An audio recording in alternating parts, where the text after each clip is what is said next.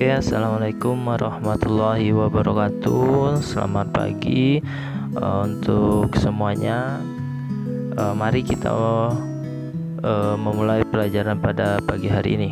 Ya, di sini Bapak akan menyampaikan, atau tadi kalian sudah mencari materi atau menggali informasi atau mencatat informasi yang sudah kalian dapatkan di internet tentang sistem reproduksi pada manusia.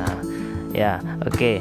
Yang namanya sistem reproduksi pada manusia itu merupakan salah satu cara yang namanya makhluk hidup untuk melestarikan keturunannya, ya.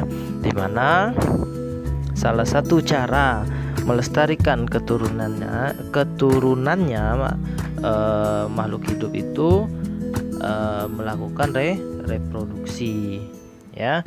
Nah, di sini yang akan kita pelajari adalah sistem reproduksi pada manusia. Nah, pada sistem reproduksi pada manusia ini, sebelum masuk ke yang namanya bagian inti, Bapak akan menjelaskan yang namanya sistem reproduksi pada manusia itu dapat dibedakan menjadi dua berdasarkan proses pembelahannya.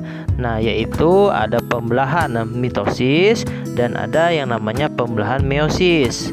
Nah, sebelum juga memasuki ke pembelahan mitosis dan meiosis, menurut teori sel, semua sel hidup berasal dari sel yang sudah ada sebelumnya atau omne cellula e cellulae. Teori ini dinyatakan oleh Rudolf Virchow pada tahun 1855. Pembentukan sel-sel baru atau anakan dari sel yang sudah ada sebelumnya dapat terjadi melalui proses pembelahan sel. Pembelahan sel dapat dibedakan menjadi mitosis dan meiosis yang akan Bapak jelaskan pada pagi hari ini. Oke. Pembelahan yang pertama, pembelahan mitosis, ya. Perhatikan, pembelahan mitosis. Pembelahan mitosis dengan meiosis itu berbeda ya. Pembelahan mitosis itu merupakan tipe pembelahan sel yang menghasilkan dua sel anakan. Sel anakan tersebut mempunyai karakter identik secara genetik dengan sel induknya. Oke. Yang di sini berdasarkan pengertian di bacaan atau sub kedua ini, sel anakan tersebut mempunyai karakter identik. Kata identik ini maksudnya adalah sangat karakternya sangat persis dengan yang namanya sel induknya. Artinya kedua sel anakan yang terbentuk mempunyai susunan genetika yang sama, termasuk sama dalam jumlah kromosom dengan induknya. Jumlah kromosom yang dimiliki oleh sel anakan adalah 2N atau disebut dengan diploid, ya. Sel diploid adalah sel-sel yang kromosomnya berpasangan atau 2N. Nah, di sini proses pembelahan mitosis, ya, proses pembelahan mitosis terdapat atau terbagi menjadi 4 fase, di mana ada fase profase, yang kedua ada fase metafase, yang ketiga ada fase anafase, dan yang keempat atau yang terakhir ada fase telofase, ya. Nah, perhatikan di sini semuanya, ya, perhatikan pada proses profase. Pada proses profase, di sini membran inti mulai rusak menjadi bagian-bagian kecil atau berfragmen, dan benang-benang kromatin memadat menjadi kromosom. Nah, ditampak seperti yang ada di sini, ya. Sini. Tuh. Gelendong pembelahan terbentuk, kromosom terdiri atas dua kromatid yang bersaudara. Nah, habis itu masuk ke yang namanya metafase. Pada proses metafase, kromosom berjejer pada bidang pembelahan, ya. Kromosom berjejer pada bidang pembelahan. Jadi tegak lurus, ya. Kromosom yang acak tadi dia akan berada di posisi tegak lurus, ya.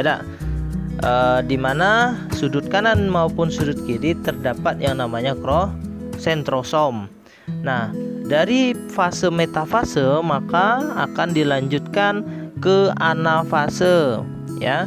Proses anafase ini, pada proses anafase ini kromatid saudara dari setiap pasangan akan memisah ke arah kutub-kutub yang berlawanan ke arah sentrosom, ya, ke arah sentrosom yang kalau barat lawannya timur dan seterusnya, kanan lawannya kiri. Dan pada akhirnya pada proses anafase kedua kutub sel memiliki kromosom yang jumlahnya adalah sama. Dari proses anafase maka larilah atau dilanjutkan pada proses telofase. Proses telofase di sini membran inti mulai kembali bergabung. Jadi membran inti mulai bergabung seperti pada proses yang pertama. Terus pada proses telofase ini juga kromosom mulai merenggang. Nah, pada proses telofase ini fragmen membran inti membentuk yang namanya cincin pembelahan dan memiliki dua sel anakan, yaitu kanan dan kiri. Nah, mungkin itu dulu untuk penjelasan pada proses pembelahan yang namanya mitosis, ya. Oke.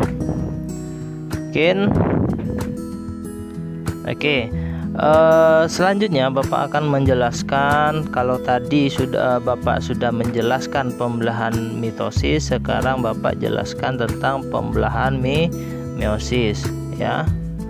Pembelahan meiosis itu merupakan pembelahan sel yang menghasilkan sel anakan yang masing-masing sel anakan hanya memiliki separuh dari jumlah kromosom sel induknya, dan dapat dikatakan bahwa jumlah kromosom yang dimiliki oleh sel anakan adalah N atau disebut dengan haploid. Oleh karena itu, pada proses pembelahan meiosis disebut sebagai pembelahan reduksi. Jadi maksudnya gini, pada pembelahan meiosis ini dia memiliki dua kali fase daripada yang namanya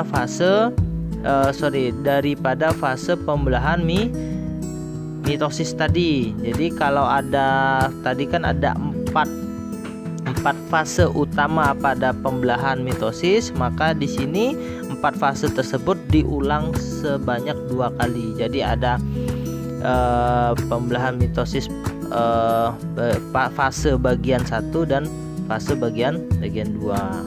Oke. Nah, selanjutnya kita masuk ke sistem organ reproduksi atau sistem reproduksi pada manusia. Yang dikatakan sistem reproduksi pada manusia itu dibedakan menjadi 2, ada sistem reproduksi pada pria dan ada sistem reproduksi pada wanita. Nah, perhatikan di sini sistem reproduksi pada laki-laki, ya. Kalau laki-laki ini akan menghasilkan sel semen atau yang disebut dengan sel sperma. Kalau pada wanita dia akan menghasilkan sel telur, ya, akan menghasilkan sel telur. Nah, di sini perhatikan, ya, perhatikan